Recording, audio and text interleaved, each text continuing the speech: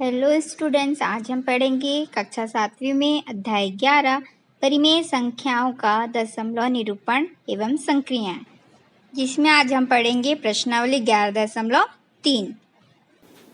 Question number 6 है हमारा। सुनीता ने बाजार से 23 रुपए 50 पैसे का तेल, 8 रुपए 15 पैसे का साबुन और 12 रुपए 39 पैसे का पाउडर खरीदा है।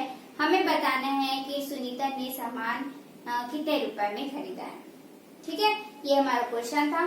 तो हमारा जैसे हम बाजार जाते हैं, कोई सामान खरीदते हैं, तो मान लीजिए आपने 10 रुपए की पुस्तक खरीदी, 10 रुपए का पेन खरीदा, ठीक है, और 5 रुपए की रबड़ खरीदी। इस तरह से ये आपने 3 सामान खरीदे हुए। तो आप बताइए कि आपने कितने रुपए का सामान खरीदा। तो आप क्या करोगे कि आपके पास जितना भी पैसा है उसको आप जोड़ोगे कि आपने इतना रुपया दुकानदार को देना है। ठीक है, यही करेंगे आप।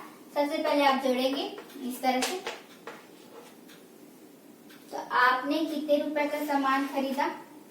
25 रुपए का सामान खरीदा। ठीक है, तो हमें भी यहाँ पर यही करना है कि सुनीता ने 3 सामान खरीदा है, तेल, साबुन और पाउडर। उन सभी को क्या करना है? जोड़ देना है। ठीक है, तो उस सुनीता का खर्च निकल जाएगा कि उसने कितने रुपए का सामान खरीदा है। ठीक है, तो चलिए इसे लिखने का तरीका देख लेते हैं। चलिए देखते हैं, ये हुआ हल क्वेश्चन नंबर 6 का। 23 रुपए 50 पैसे का क्या खरीदा उसने? तेल। ठीक है, 23 रुपए 50 पैसे का तेल खरीदा। इस तरह से हुआ। और क्या खरीदा उसने? 8 रुपए 15 पैसे का साबुन खरीदा। नेक्स्ट क्या खरीदा है? 12 रुपए 39 पैसे का पाउडर।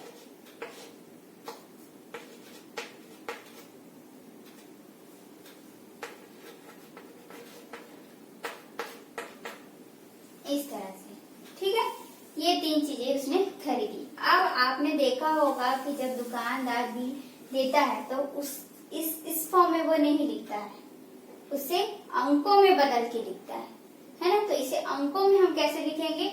आपने पढ़ा भी होगा कि हमें इस तरह से लिखना रहता है। ये हुआ हमारा 23, पैसा जो है उसे हम दशमलव लगा के लिखते हैं। इस तरह से लिखता है ना। यहाँ पर हमारा ये रुपए में ही कहलाएगा, तो इसे हम पढ़ेंगे 23 रुपए 50 पैसा। ठीक है, यहाँ पर हो जाएगा 8 रुपए 15 पैसे और ये हो जाएगा 12 रुपए 39 पैसे। इस तरह से आपको सबसे पहले लिखना है। ठीक है, अब आपको निकालना है कि कुल खर्च कितना हुआ। तो यहाँ पे लिखेंगे कुल खर्च। आप क्या करोगे? सबको जोड़ दोगे। 23.50 धन 8.15 धन 12.39 रुपया। ठीक है, इस तरह से लिख लिए। अब सबको क्या करोगे? आप जोड़ोगे। तो यहाँ देख सकते हैं, यहाँ पर दशमलव के बाद 2 अंक है, यहाँ पर भी दशमलव के बाद 2 अंक है, यहाँ पर भी दशमलव के बाद 2 अंक है। तो इकाई से शुरू करेंगे तो ये हो जाएगा 0, 0 में 5 जोड़ेंगे 5, 5 में 9 जोड़ेंगे तो कितना आ जाएगा? 14। तो 14 की 4 हासिल आ गया 1। ठीक है, अब बढ़ते हैं आगे दहाई की ओर। तो 5 और 1 जोड़ेंगे तो 6, 6 और 1 जोड़ेंगे तो 7, 7 और 3 10, 10 का 0 हासिल आ जाएगा 1। तो 2 अंक के बाद दशमलव था, मैंने आपको जोड़ने में सिखाया था कि दशमलव के नीचे हमारा दशमलव ही आता है। तो यहाँ पर भी 2 अंक के बाद दशमलव लगेगा। ठीक है, तो ये आगे बढ़ते हैं। 3 और 1 4 हो गया। यहाँ पर एक ही संख्या है, तो 4 और 8 कितने हो गए? 12, 12 और 2 कितने हो गए? 14। 14 की 4 हासिल आएगा 1, 2 और 1 3 और यहाँ पर 1 4। तो इस तरह से हमारा जो कुल खर्च है वो कितना रुपए हुआ? 44 रुपए 4 पैसा। ठीक है, तो आपको उत्तर में लिखना है कि सुनीता ने कुल 44 रुपए 4 पैसे खर्च किए। हमारे ये जो क्वेश्चन नंबर 6 है वो कंप्लीट होता है। नेक्स्ट हमारा क्वेश्चन है क्वेश्चन नंबर 7। सिमरन के घर का बिजली का बिल 438 रुपए 70 पैसे है तथा जो बिजली का किराया जो आता है वो फिक्स है आपका कि 1 यूनिट, यहाँ पर लिखा है 1.20 पैसे, यानी कि 1 रुपए 20 पैसे प्रति यूनिट, यानी कि 1 यूनिट का 1 रुपए 20 पैसा लग रहा है। ठीक है, तो आपने देखा होगा आपके घर के बिजली का बिल जब आता है तो आपके मीटर में लिखा होता है यूनिट। ठीक है, तो यहाँ पर यूनिट में बिजली को मापा जाता है।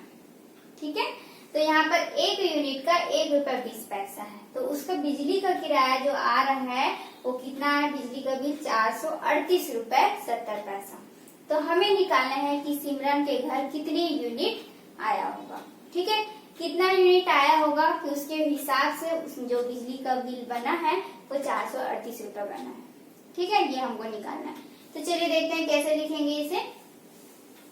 सबसे पहले तो आपको क्या दिया है वो ध्यान में रखिए कि आपको ये दिया है कि ये टोटल आपका बिल बना है, इसको आपको यूनिट में बदलना है। इससे आपको क्या करना है, यूनिट में बदलना है। ठीक है, किसे बदलना है, रुपए को यूनिट में बदलना है। ठीक है, यहाँ पर दिया है प्रति यूनिट, 1 यूनिट का 1 रुपए 20 पैसा। ठीक है, तो आपको लिखने का तरीका में वही ध्यान रखना होगा कि आपको क्या चीज दिया है और क्या निकालना है। जो चीज दिया है उसको इस तरफ लिखेंगे और जो निकालना है उसे बराबर के उस तरफ लिखेंगे। ठीक है, तो इसे इस तरह से लिखेंगे, 1 यूनिट या प्रति यूनिट विद्युत खपत। ये विद्युत खपत हम निकाल रहे हैं किसमें, रुपए में। ठीक है, तो 1 यूनिट पर जो विद्युत का खपत हो रहा है वो कितना हो रहा है, 1 रुपए 20 पैसे। ठीक है, चलिए यहाँ पर लिख लेते हैं पर। तो 1 यूनिट पर विद्युत खपत 1 रुपए 20 पैसा। ठीक है, इस तरह से मान लीजिए आपने लिखा। ठीक, अब आपको बदलना है यूनिट में, तो यहाँ पर आप क्या लिखेंगे, आपको यहाँ पर दिया है 438 रुपए 70 पैसा। तो हमें, मैंने क्या कहा, यहाँ पर हमें क्या लिखना है, जो चीज हमें दिया है, और यहाँ पर लिखना है जो हमें निकालना है। ठीक है, तो ये जो लिखने का तरीका है वो क्या हो गया, गलत हो गया।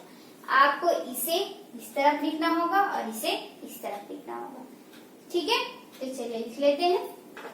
तो इसे इस तरह से लिखेंगे, चूंकि 1 रुपए 20 पैसे पर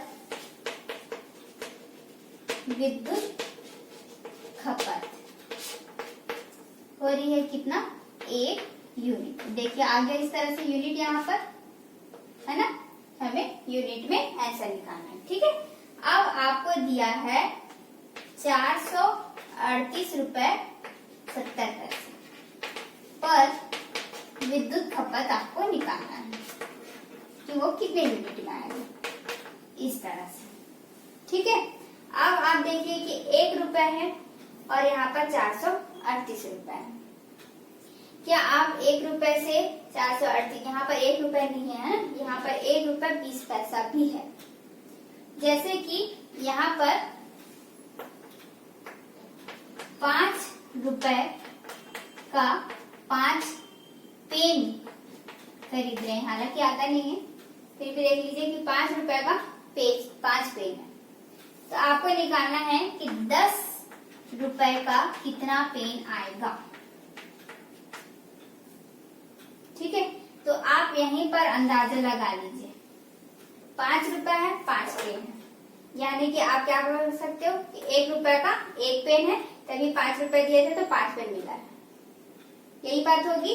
ठीक है, तो अब यहाँ पर क्या हुआ कि 1 रुपए का 1 पेन है, 1 रुपए का 1 पेन है ना। तो यहाँ पर 10 रुपए है तो कितने पेन हो सकते हैं, 10 पेन हो सकते हैं, यही आएगा। तो यहाँ पर बात आई किस पर, ये 1 पर। यदि आपको 1 रुपए का मालूम है तो आप 5 रुपए का भी निकाल सकते हो, 10 रुपए का भी निकाल सकते हो, 50 रुपए का भी निकाल सकते हो। कैसे किए, गुणा किए, 1 में 10 का गुणा कर दिए, 1 का 10 से करे थे 10, 1 का 10 से किए तो 10। ठीक है, यहाँ पर हमने क्या किया, इसी पर भी ध्यान दीजिए कि यहाँ पर आपने 5 से नहीं निकाला है, आपने यहाँ पर 1 रुपए से निकाला है। तो 1 रुपए कैसे आया, यहाँ पर हम 1 रुपए बदलने के लिए आप क्या करोगे, 5 को 5 से भाग कर रहे हैं तभी हमारा 1 आया है। ठीक है, इसे मैं और डिटेल से समझा दी हूँ। देखिए यहाँ पर हमारा 1 रुपए 20 पैसा है, यहाँ पर हमारा 438 रुपए 70 पैसा। आप 1 रुपए 20 पैसे को इतने रुपए में नहीं बदल सकते। ठीक है, ये तब बदलेगा जब आप यहाँ पर 1 से करोगे। किसी भी संख्या को आप उसी संख्या में तब बदल सकते हैं जब आप 1 से गुणा करते हैं, तभी 20 से कम 20 आएगा। ठीक है, तो यहाँ पर 438 है, ये 1 रुपए 20 पैसा है, इसे आप 438 रुपए 70 पैसे में नहीं बदल सकते। तब तक नहीं बदल सकते जब तक ये 1 रुपए 20 पैसा 1 में ना बदल जाए, तभी तो आप गुणा कर कितना लाओगे, है ना। तो ये 1 रुपए 20 पैसा जो है वो 1 रुपए में कब बदलेगा, जब मैं उसी संख्या से भाग दूंगी, तब ये पूरा कट के 1 बनेगा। यही होगा, है ना। तो जो भी संख्या इस तरह से नहीं दिया रहता है तो आपको क्या करना रहता है, यहाँ पर 1 में बदलना होता है। 1 में बदलने से आप यदि गुणा करोगे तो दोनों बराबर आ जाएगा। ठीक है, तो यहाँ पर हम 1 रुपए पर विद्युत खपत निकाले हैं, यानी कि यहाँ पर हमने 1.20 से भाग दिए हैं। तो यहाँ पर बाटी प्रश्न में यही एक रूल है कि यदि आप एक पक्ष में कोई संख्या कर रहे हैं तो दूसरे पक्ष पर भी वही संख्या करनी होती है। ठीक है, तो यहाँ पर 1 रुपए 20 पैसे से मैंने भाग दिया है, तो यहाँ पर भी 1 रुपए 20 पैसे से भाग दूंगी। ये मेरा रूल है। ठीक है, इस तरह से। तो आप देखिए ये 1 में बदल गया, तो 1 से आप इतना का गुणा कर रहे हैं, तभी ये इतना रुपए आएगा, अपने आप थोड़ा आएगा, आ जाएगा क्या, नहीं। 1 रुपए में ये आप मान लीजिए नहीं है, आपको इतना रुपए लेके आना है, तो कब लाओगे, 1 रुपए आ गया आपके पास, तो आप इससे गुणा करोगे तभी इतना रुपए आएगा, है ना। तो यहाँ पर हमारा अब क्या हो रहा है, गुणा होगा। तो अभी जैसे मैंने कहा कि एक पक्ष पे कर रहे हैं तो दूसरे पक्ष में भी करना होगा। तो यहाँ पर मैंने 438.70 से 1 को भाग दिया है, तो यहाँ पर भी 438.70 का गुणा करेंगे। ठीक है, तो यहाँ पर आ जाएगा 1/1.20 गुणा 438.70। ठीक है, इस तरह से। अब ये 1 से है, यहाँ पर बटे में आप 1 लगा सकते हैं, तो यहाँ पर गुणा करेंगे 1 से, तो वही संख्या आ जाएगी 438.70 बटे 1.20।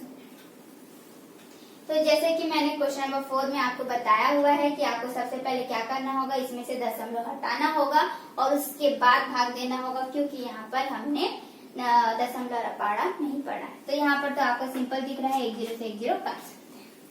ठीक है, तो चलिए इसे मैं हल करके दिखा रही हूँ।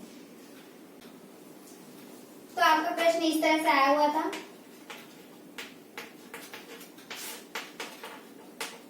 इस तरह से था। तो मैंने कहा कि 10 से 10 यहाँ पर कट जाएगा तो ये 0 हट जाएगा। ठीक है, यही बात हुई थी। उसके बाद मैंने कहा कि आपने जैसे क्वेश्चन नंबर 4 में पढ़ा है कि आपको सबसे पहले क्या करना होगा, दशमलव को हटाना होगा।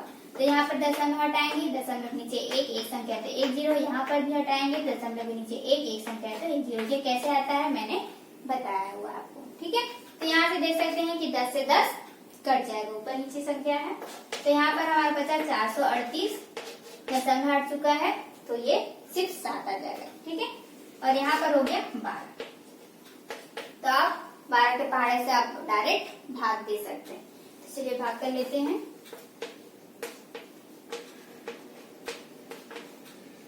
ठीक है, 12 एकम 12, 12 दूनी 24, 12 तिया 36, 12 चौक 48।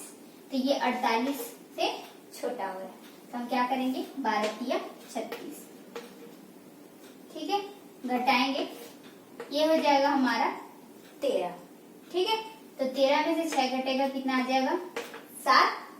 ठीक है, और ये हो गया हमारा 3। तो 3 से 3 कैंसिल हो जाएगा, इस तरह से।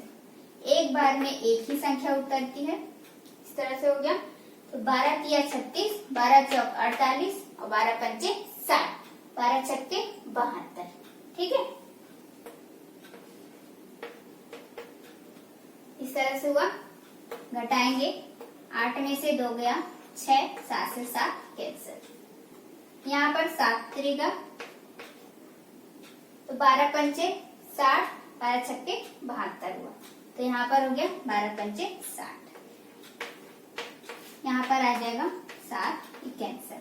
दशमलव लगाएंगे, मैंने पहले ही कहा था कि दशमलव में यदि भाग है तो दशमलव में उत्तर आएगा। दशमलव लगाओगे यहाँ पर 0 बढ़ेगा। ठीक है, तो यहाँ पर आ गया 70। तो जैसे कि यहाँ पर देख सकते हैं कि ये 6 बार में कितना हो रहा था, 72। तो हमको क्या लेना पड़ेगा, 12 पंचे 60 में लेना होगा। तो ये आ जाएगा 10। इस तरह से हमारा जो संख्या है वो आगे बढ़ जाएगा। ठीक है, तो ये क्योंकि 12 हो गया और यहाँ पर 10 हो गया, तो यहाँ दशमलव लगाए तो 1 0 आप बढ़ाओगे तो वो इस तरह से आगे भाग बढ़ते जाएगा। ठीक है, तो इस तरह से हमारा जो ओवरऑल आंसर आ जाएगा 365.58 यूनिट। तो जो हमारा 438.70 था वो हमारा बदल गया 365.58 यूनिट में। आपका जो बिल बना होगा जो यूनिट में आया होगा वो यूनिट में इतना आया होगा, तभी 1 रुपए 20 पैसे से आप गुणा करोगे, यूनिट में रुपए में बदलोगे तो आपका ये आ जाएगा 438.70। ठीक है, तो 438.70 जो था वो इस बेस पर आया हुआ है कि आपका बिजली का बिल 365.58 यूनिट आपके मीटर में दिखाया होगा। ठीक है, तो सिमरन के घर का जो बिजली का बिल है जो यूनिट में निकाला था हमें, तो इस तरह से ये इतना यूनिट आएगा। ठीक है, तो यहाँ पर हमारा क्वेश्चन नंबर 7 भी कंप्लीट होता है।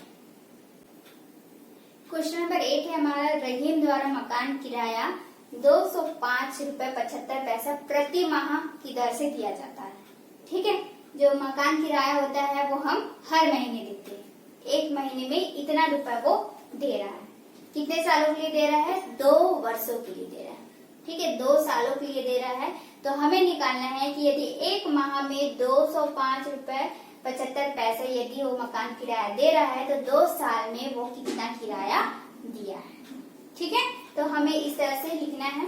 तो चलिए देखते हैं। जैसे कि मैंने अभी आपको पहले ही कहा कि जो चीज हमें दिया रहता है और जो चीज निकालना होता है उसे ध्यान में रखना होता है। तो यहाँ पर हमको प्रति माह दिया हुआ है, 1 महीने का इतना रुपए है, तो हमें रुपए में ही निकालना है उसे भी। ठीक है, तो यहाँ पर इस तरह से लिखेंगे, चूंकि 1 माह का मकान किराया कितना रुपए है, 205.75। इस तरह से हमें निकालना है 2 वर्ष के लिए। ठीक है, अब यहाँ पर आप देखिए कि 1 वर्ष में कितना महीने होते हैं, क्योंकि यहाँ पर माह में दिया है तो हमें भी यहाँ पर माह में बदलना होगा। ठीक है, तभी आप निकाल पाओगे। तो 1 वर्ष में 12 माह होते हैं, तो 2 वर्ष में कितने माह हो जाएंगे, 24 माह हो जाएंगे। तो यहाँ पर आपको थोड़ा सा ध्यान रखना होगा कि यहाँ पर यदि माह लिखे हैं तो यहाँ पर भी माह में लिखना होगा। ठीक है, तो इसके लिए आप शुरुआत में भी बता सकते हैं यहाँ पर, क्योंकि एक जैसे कि अभी मैंने लिखा कि 1 वर्ष में 12 माह होते हैं तो 2 वर्ष में 24 माह होंगे। ठीक है, इस तरह से। तो ये हो गया हमारा 24 माह के लिए निकालेंगे। 24 माह का मकान किराया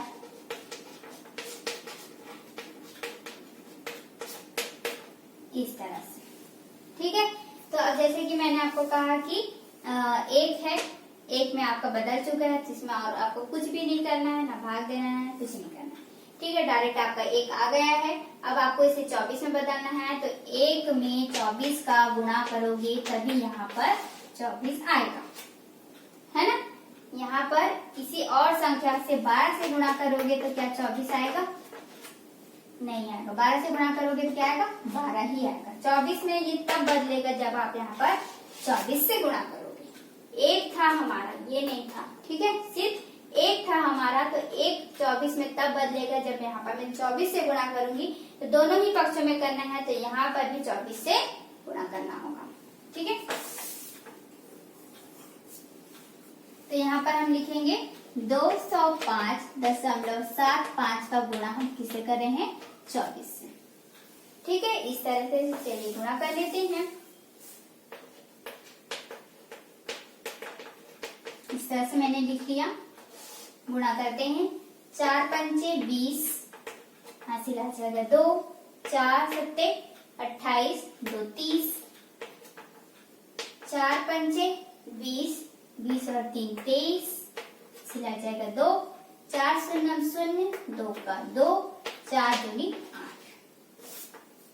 ठीक है, एक पद छोड़ेंगे, 2 से गुणा करेंगे, 2 पंचे 10, हासिल आ जाएगा 1, 2 सत्ते 14, 14 और 1 15 5, हासिल आएगा 1, 2 पंचे 10, 10 और 1 11, 11 के 1 हासिल आया 1, 2 शून्य 0, 1 का 1 और 2 दूनी 4।